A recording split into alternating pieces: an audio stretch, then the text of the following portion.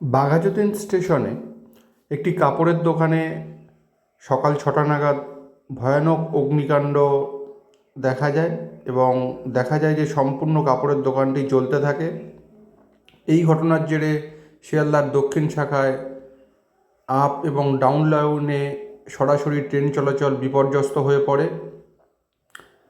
সাথে সাথে খবর দেওয়া হয় দমকল বাহিনীকে এবং দমকল বাহিনীর ইঞ্জিন ঘটনাস্থলে এসে আগুন নিয়ন্ত্রণে আনে।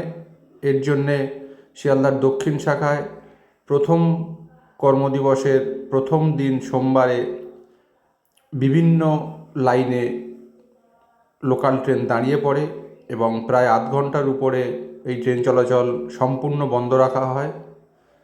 তারপরে আস্তে আস্তে পরিস্থিতি স্বাভাবিক হলে ট্রেন চলাচল হয়, কিন্তু এতে যথেষ্ট আতঙ্কিত এলাকার মানুষ এবং যাত্রীরা চরম ভোগান্তির মুখে।